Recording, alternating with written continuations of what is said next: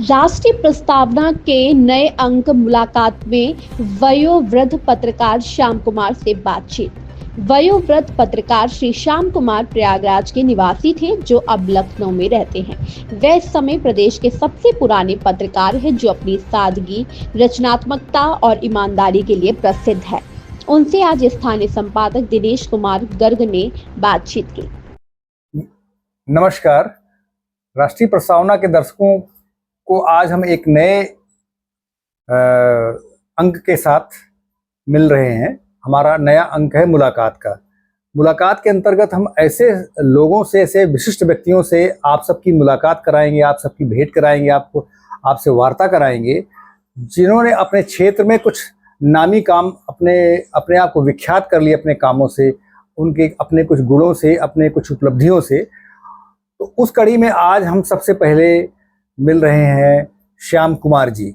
वरिष्ठ पत्रकार हैं, जो इस समय कम से कम 84 से 85 वर्ष के उम्र में हैं और 64 साल हो गए पत्रकारिता करते हुए। श्याम कुमार सर ने पत्रकारिता की शुरुआत इलाहाबाद, जिसको आजकल वर्तमान में प्रयागराज कहने लगे हैं, वहां से की थी। इलाहाबाद का तब का सबसे प्रमुख अखबार था लीडर। लीडर वो अखबार है जिसकी भारत की आज़ादी में बड़ी प्रमुख भूमिका रही, आज़ादी की चेतना बढ़ाने में। और लीडर अखबार मध्य प्रदेश से लेकर के पंजाब तक वितरित हुआ करता था, राजस्थान तक जाता था। तो उस अखबार से आपने संपादन कार्य शुरू किया और आप बहुत बड़े इलाहाबाद के बहुत प्रतिष्ठित संभ्रांत परिवार के, रईस परिवार के, धनाढ़ परिवार के वारिस हैं। लेकिन जब आपने पत्रकारिता शुरू की तो आपकी दृष्टि जनवादी रही। गरीब से गरीब, कमजोर से कमजोर आदमी आपकी निगाह में, आपकी रिपोर्ट्स में रहते रहे, उनके लिए आप लड़ाई लड़ते रहे। तो आइए मिलते हैं श्याम कुमार जी से। नमस्कार सर। नमस्कार। आपसे आज हम इस प्रयोजन से मिलने आए कि आप अपनी जीवन यात्रा को, जो आपने इलाहाबाद से शुरू की सन 1900, पत्रकारिता की जीवन यात्रा 1961 से, उसके बारे में संक्षेप में हमारे दर्शकों को बताएं। और आप यह भी बताएं कि आप इलाहाबाद से लखनऊ कैसे चले आए और कब से लखनऊ में हैं सर। 1961 में मेरी पत्रकारिता आरंभ हुई। कैमरे की तरफ। वर्ष 1961 में मेरी पत्रकारिता का शुभारंभ हुआ, लेकिन वस्तुतः मेरी पत्रकारिता की नींव उससे पहले पड़ चुकी थी, क्योंकि मेरे घर में पिताजी और माताजी दोनों बड़ी साहित्यिक रुचि के थे और मेरे घर में तमाम अखबार, तमाम पत्र पत्रिकाएं आती थी। उस समय तो बहुत ढेर सारी पत्रिकाएं निकलती थीं, तो उससे एक बौद्धिक वातावरण बना हुआ था घर में। लेकिन और उसका फल ये हुआ कि मैं पाठकों के पत्र लिखा करता था। लीडर प्रेस में, लीडर भारत अखबार में पाठकों के पत्र। तो उसके संपादक शंकर दयालु श्रीवास्तव जी मेरे पिताजी के मित्र थे और मेरे आवास पर आते भी थे परिभवन में, लेकिन मेरी उनसे कभी भेंट नहीं हुई थी। तो वो प्रभावित थे हमारे पाठकों के पत्र की भाषा, शैली वगैरह वो देखते थे। पिताजी की अचानक जब मृत्यु हो गई तो उन्होंने मुझे अपने यहाँ बुला लिया और औपचारिक पत्रकारिता में उन्होंने प्रवेश कराया मुझे। वैसे एक जनसंसद साप्ताहिक भी हम निकालने लगे थे, तो उसका मैं संपादक भी था और निकाल भी रहा था। तो भाषा मेरी, जब मैं पढ़ता था उसी समय विद्यार्थी जीवन से ही मेरी भाषा बहुत प्रांजल हो गई थी।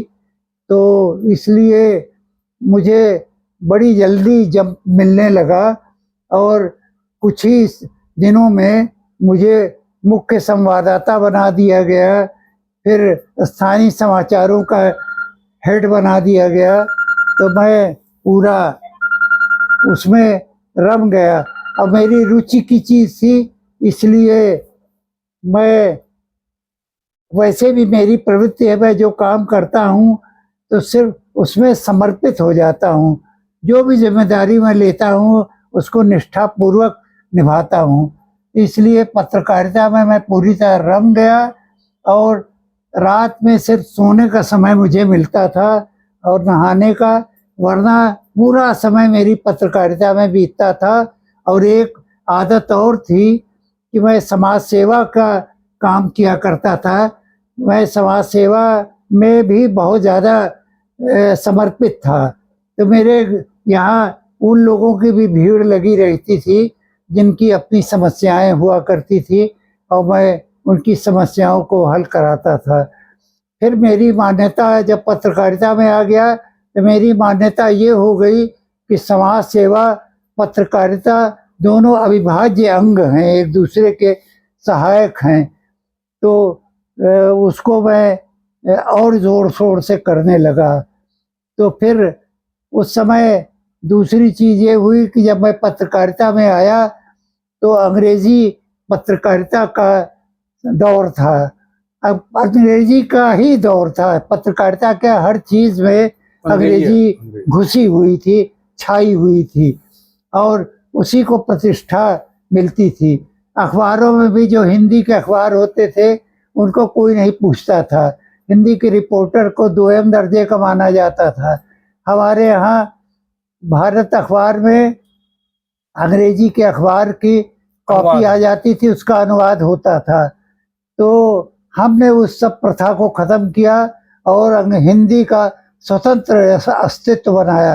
क्योंकि मैं मेहनत करता था, समर्पित था, इसलिए मैं अपने अभियान में सफल भी होता गया और हिंदी को मैंने मान्यता भी, प्रतिष्ठा भी सब दिलाई।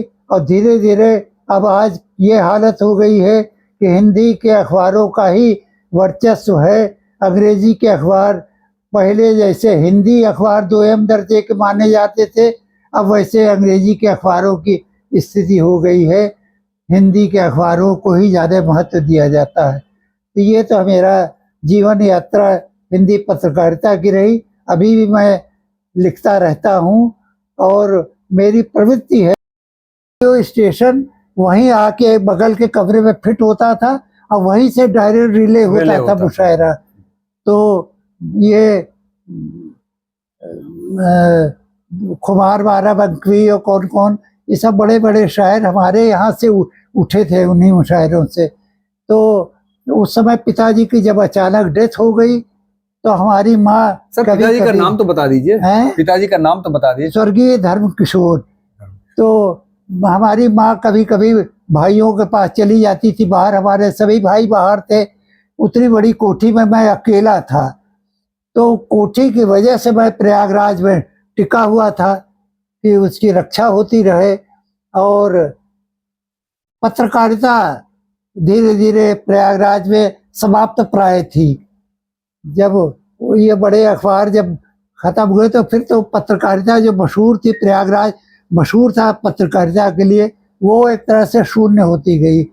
तो मेरे सामने समस्या हुई कि हम क्या करें। हमारे दो भाई पत्रकार पहले ही लखनऊ आ गए थे, एक गोरखपुर चले गए थे, वहाँ पत्रकारिता कर रहे थे, फिर वो भी लखनऊ आ गए टाइम्स ऑफ इंडिया में, पीबी वर्मा साहब, और कैलाश वर्मा भी यहाँ मान्यता प्राप्त पत्रकार थे। तो मेरी माँ यहाँ थी, क्योंकि भाई की वजह से मेरी माँ उन्हीं के पास थी, तो मेरी वाइफ भी उनकी सेवा के लिए यहाँ रहती थी, तो मैं प्रयागराज से आता रहता था। लेकिन धीरे धीरे ये स्थिति हो गई कि प्रयागराज में पत्रकारिता नाम की चीज़ ही नहीं रह गई है, सब लखनऊ सिमटता जा रहा है। इस तरह आप लखनऊ, तो मैं भी लखनऊ आ गया। इस तरह आप लखनऊ आ गए हैं? इस तरह आप लखनऊ आ गए? हाँ, इस तरह फिर मैं भी लखनऊ आ गया। और फिर जब लखनऊ आता, पहले तो आता रहता था, सबसे परिचय था, लेकिन फिर स्थायी रूप से आ गया। फिर उसका कारण एक दूसरा ये भी हुआ कि मैंने एक बहुत गरीब लड़के को पढ़ा लिखा के वकील बनाया था। उसने, मैं बाहर जाता था तो उसने फर्जी कागज बनवा के वो कोठी जो है उस पर कब्जा कर लिया, तो कोठी भी चली गई। तो फिर प्रयागराज में कुछ रहा नहीं, तो फिर हम स्थायी रूप से लखनऊ आ गए। इस तरह से आप देख रहे हैं कि एक ईमानदार और पत्रकारिता के लिए कर्तव्यनिष्ठ पत्रकारिता के लिए प्रतिबद्ध महान शख्सियत से आपकी आज मुलाकात हुई और आपको प्रयागराज के बीते दिनों की बहुत से भूली बिसरी झांकियों से उन्होंने परिचित कराया। अब हम अगले अंक में फिर उनसे मिलेंगे, लेकिन उसके पहले हम आपको बताना चाहेंगे कि लखनऊ में रंग भारती नामक संस्था के माध्यम से श्याम कुमार सर साल में एक बार एक बड़ा कार्यक्रम रविंद्रालय में करते हैं और ये पत्रकारों को सम्मानित करते हैं, अच्छे पत्रकारों को प्रोत्साहित करते हैं। अभी इस वर्ष जिन पत्रकारों को सम्मानित किया गया वो सब बहुत ही ईमानदार और प्रतिबद्ध पत्रकार रहे। उनको सम्मान अन्य संस्थाओं द्वारा नहीं दिया गया। सर ने उनको सम्मानित करके उनको एक तरह से एक सांत्वना दी है।